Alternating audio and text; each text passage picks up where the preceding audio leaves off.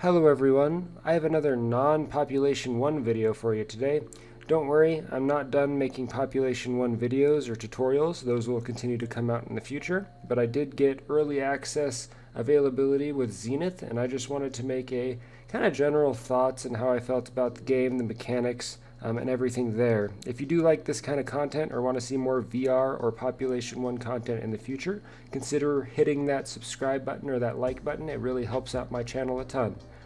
Let's go ahead and get into the video and the mechanics of the game. So Zenith is a virtual reality MMO game. So what that means is an MMO game is a game similar to Blade and Soul, World of Warcraft, Guild Wars 2, one of those online, tons of players, ever-changing world.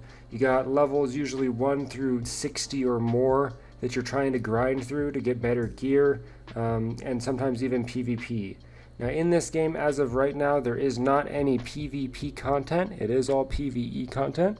I'm not sure if they plan to add any PvP content in the future, but if they do, I would be more than happy to make videos on that as well and to showcase that on my YouTube here.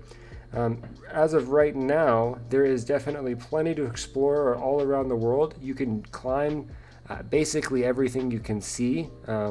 And there's tons of different monsters in the world to fight depending on the zone you're in. There are 3 classes that we were able to play at the early access, which is the Essence Mage, the Support Essence Mage, and then the Blademaster. I spent the most time with the DPS Essence Mage, and just from my experience with that, that's the one I spent the most time with it because I had the most fun playing it. It has some really cool combos of abilities you can link into other abilities. I'll go ahead and have some gameplay in the background here so you guys can kind of see that happening. And just in general, leveling through with this Essence Mage was actually pretty fun. And this isn't a game that you necessarily need a party to grind with. You can solo just about all of the content in this game. It's going to be a little bit harder, obviously, because you can't easily take the harder monsters. But I was even able to kill one of the super high-level bosses while very under-leveled. So if you play things right in this game, you can definitely play the whole thing solo. All of these VR online games are definitely better with friends or with a community, so I definitely recommend trying to find a group of people or even a community that plays.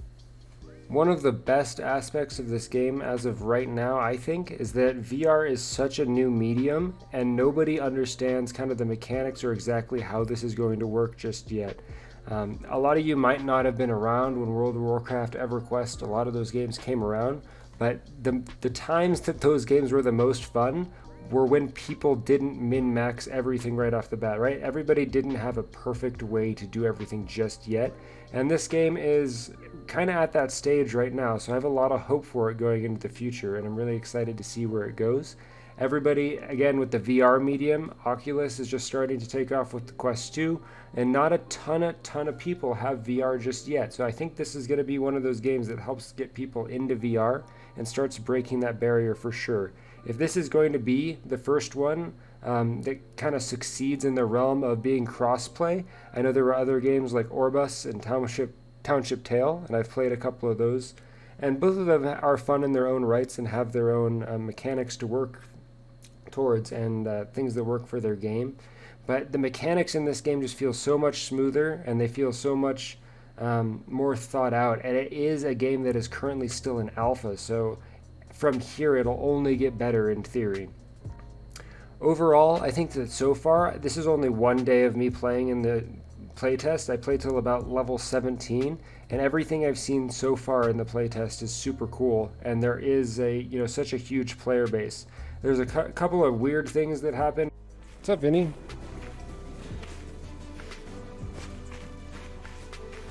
Yeah, slow ass. I don't know. Oh my lord, I'm gone so much.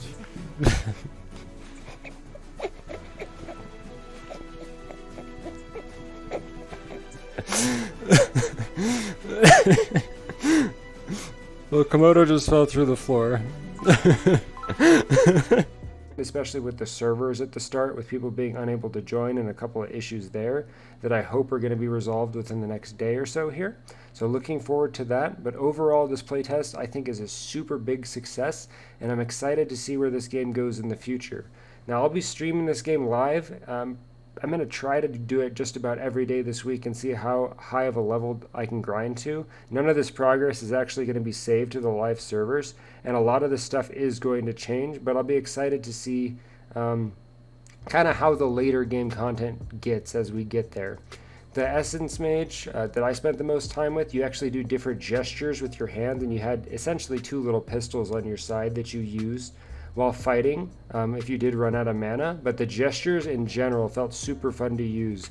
In Orbus, there was an ability to use a wand and kind of trace spells, and that was a cool mechanic, but I think the gestures here are going to be super cool, and if they can find any way to incorporate even finger tracking or the index finger tracking into the game, then that would be such a good way for them to introduce new spells or cool ways to play in the game. The Blademaster has an interesting way of playing, so as of right now you kind of have to stagger your hits, and then you can actually parry and block just about every hit from enemies. So you can be a tank role. It's not necessarily a, just taunt the enemy and then, keep taunt and just be a bullet sponge like other MMOs. You can actually, you're going to want to parry to save your health bar a lot here. You're going to have a little bit of extra health as opposed to the mages, but parrying and preventing that damage is going to be the main way to survive in these cases. The closest thing I could probably relate it to is if you guys played a game called Terra, which was another MMO. It had an evade tank or a dodge tank, and it's either that or like a parry tank. It feels pretty similar to that style of gameplay. So if that was something, if you played Terra and you know what I'm talking about, then you'll be super excited to see in a mechanic like this. Now the Blademaster, based on how you swing and kind of what strike of your combo you're at, you're going to do different abilities or have different strikes that do different things, such as a cleave or even like elong the next stagger effect that happens on an enemy. The Essence Mage, that's the support class, I didn't have a ton of time to play on this one, but you have the ability to heal allies not only with your bullets but with a couple spells as well, and then debuff some of the enemies. And all of these, I feel like the Essence Mage as of right now is one of the most fun ones to play, and I'm excited to see in the future what other classes they end up adding. I know there have been games like Orbus have added like a Bard class and other mechanics like Archer classes, so seeing something like that, I imagine we're going to see some sort of Archer class just based on how fun bows are to shoot in VR. So that'll be really exciting to see in the future if something like that happens, or even if they add the ability to use a bow onto one of the other classes. As for exploring, there's tons of chests to find throughout the world, as well as if you're not exploring kind of the corners of every region, you're going to miss quests, which will help you level a lot faster than just grinding out the enemies. So you're going to want to make sure you're checking kind of every corner when you're searching through those zones, so you can try to find those quests and level up a bit faster. As for the difficulty of this game right now, I think it's in a good spot. It's got that kind of grindy MMO feel where you kind of go between areas, slowly getting stronger, slowly getting better gear, and it doesn't throw anything at you too fast. If you do grind out the money in this game, the store is a little kind of like a text box right now, and that's going to definitely be changed in the later builds. But you're able to kind of purchase, if you're not getting lucky rolls with your drops, you're kind of able to purchase a random roll at your level. So if you're not getting lucky drops, you're at least getting the money from the monsters that you're killing in the world, and there's a chance that using that money on one of those rolls will get you a piece of gear that's your level. And that'll be super helpful if you're stuck on an area and you just don't have the weapons or anything to succeed and nothing's dropping. You can kind of do a roll there if you have the money and the in-game currency, obviously. And there's a chance that it'll give you an item at that level that'll help you out a ton. The end game content, or at least the higher level content that I was able to see as of right now, there's a lot of really cool looking enemies that I was able to pass through and kind of try to dodge while searching for chests in these areas. And I'm excited to get to these higher level areas to actually fight these enemies, because as of right now, running up to them, they did basically all of my health in just about one swing. So I'm excited to see once I get there kind of how those fights play out and what it's like.